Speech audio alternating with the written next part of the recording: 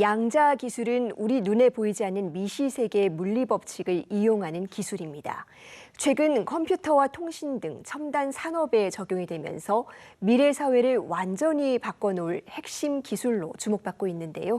이효종 과학 커뮤니케이터에게 조금 더 들어보겠습니다. 어서 오세요. 안녕하세요.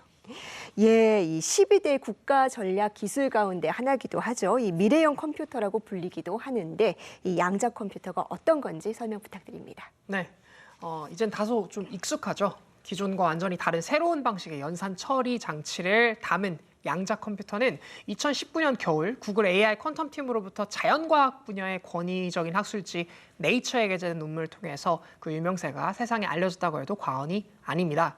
당시까지만 하더라도 세상에서 가장 빠른 컴퓨터로 알려졌었던 IBM사의 서밋으로 약 1만 년 정도를 소요해야만 계산할 수 있는 문제를 2019년에 논문에서 구글의 양자 컴퓨터는 단 200초 안에 해결했다는 소식이 전해지면서 양자 컴퓨터에 대한 뜨거운 관심이 일어났죠.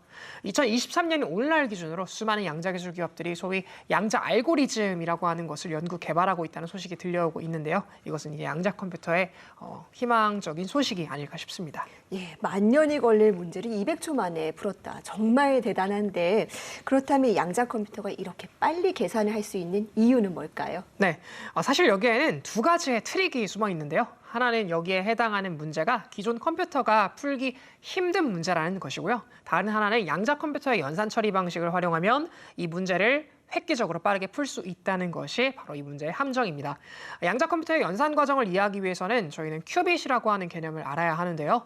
일반적으로 컴퓨터가 연산, 즉 데이터를 처리하는 방식의 가장 기본은 전류를 흘릴지 말지라고 하는 두 가지의 요소로 만들어집니다. 이것이 고전 컴퓨터이죠.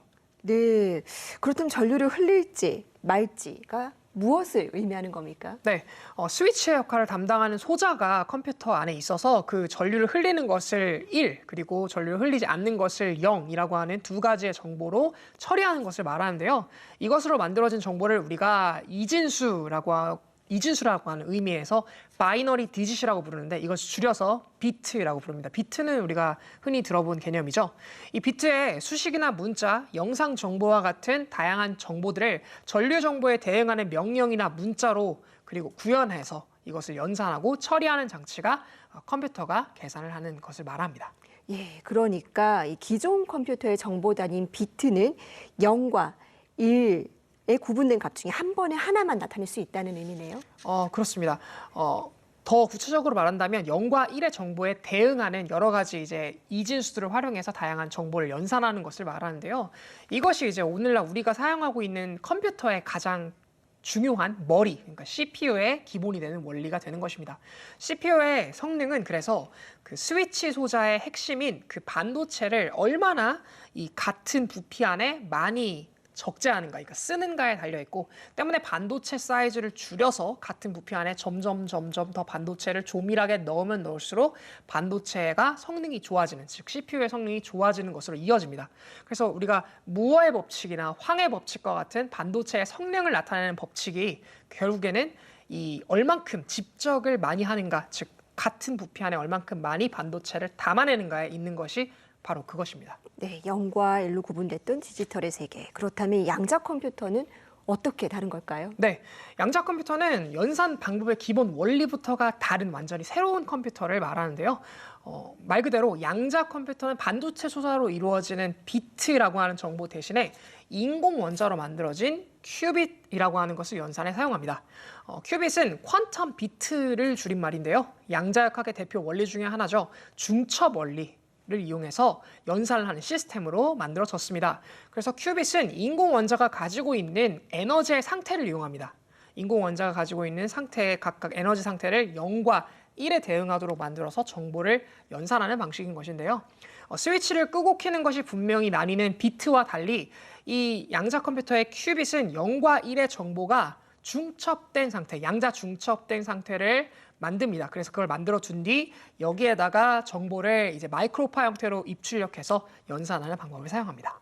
예, 그렇다면 이 현실 세계와는 다르게 이 양자 컴퓨터에서는 물질이 하나가 아니라 여러 개가 중첩된 상태로 존재할 수도 있겠다라는 말씀일까요? 네, 양자 컴퓨터의 큐빗이 가지고 있는 정보 처리의 그 연산 방법이 양자역학의 중첩 원리를 사용해서 0과 1의 정보를 각각 나눠서 사용하는 기존 컴퓨터와는 달리 0과 1의 정보를 한 번에 그 확률적으로 처리할 수 있다라고 하는 개념인 것인데요.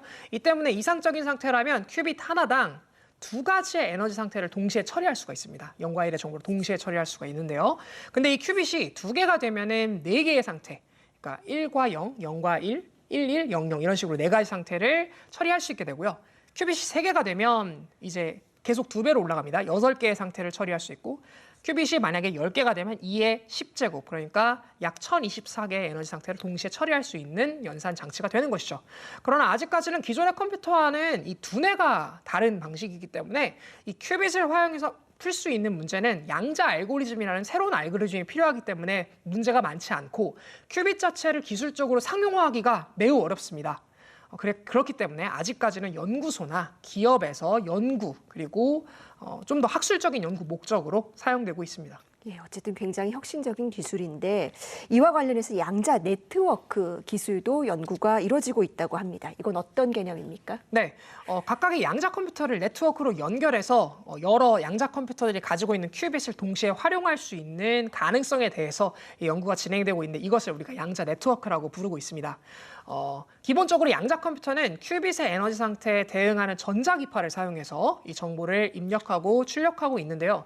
이 영역의 전자기파는 마이크로파의 형태의 에너지 영역을 가지고 있습니다. 그렇기 때문에 양자 컴퓨터가 처리하고 만드는 마이크로파를 만약에 안정적으로 다른 양자 컴퓨터까지 보내고 이것을 다시 그 컴퓨터 안에 큐빗으로 잘 정보를 넣어줄 수 있게 만드는 것이 이제 양자 컴퓨터를 이제 네트워킹으로 연결하는 그런 시스템이 되겠습니다. 예, 그런데 이 양자 컴퓨터의 문제 중 하나가 이 노이즈라고 불리는 오류의 가능성이라고요. 네, 맞습니다. 큐빗이 구현하고 있는 이 중첩 상태라고 하는 것이 사실은 아주 극도로 민감한 상태입니다. 그렇기 때문에 이들끼리 서로 정보를 교환하는 과정 그 자체만으로도 큐빗에 노이즈가 발생해서 오류가 나타날 수 있는 것입니다. 사실 자신의 형태를 유지하는 것만으로도 오류가 나타나는데 정보를 교환하면 당연히 그런 현상이 나타나겠죠. 그래서 이와 같은 문제를 해결하기 위해서 마이크로파를 이제 빛으로 변환해서 전송하는 광통신 기법 등 다양한 연구가 현재 이루어지고 있는 중인데요.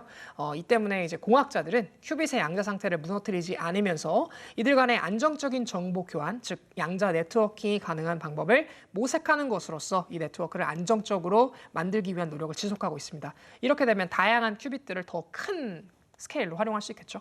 예, 그렇다면 이런 양자 컴퓨터가 우리 현실에서 상용화되면 어떤 일이 일어날까요? 네.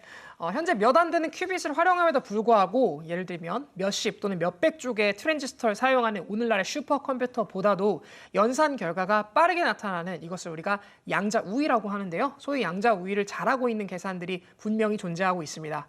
쇼어의 알고리즘을 기반으로 연산하는 소수를 찾는 계산이 대표적인 그 우위를 점하는 연산 방법인데요. 오늘날의 암호 체계는 암호를 해독하기 위해서 키가 필요합니다. 그런데 이 키를 만드는 그 핵심 원리가 자릿수가 높은 소수의 곱셈을 활용해서 만드는데요. 기존 컴퓨터로 그러니까 소수라고 합니다. 그 소수점이 아니라 네. 소수라고 하죠. 프라임 넘버라고 하는데요. 이 소수를 찾는 수학적 계산을 이해하기 위해서는 아주 오랜 시간 동안 연산을 해야만 하는 물리적인 한계가 있는데요. 이 쇼어의 알고리즘을 활용한 양자 컴퓨터의 큐빗을 활용하면 이것을 비교적 상당히 빠른 시간 안에 소수를 찾아낼 수 있는 방법이기 때문에 양자 컴퓨터의 도래는 기존의 보안 기술인 RSA 보안 기술을 사실상 종결시킬 것으로 예상하고 있습니다. 네, 정말 이 현대 보안 체계까지 무력화시킬 수 있다는 건데 이 양자 기술이 바꿔놓을 미래 사회의 모습은 어떨지 정말 기대가 됩니다. 오늘 말씀 잘 들었습니다.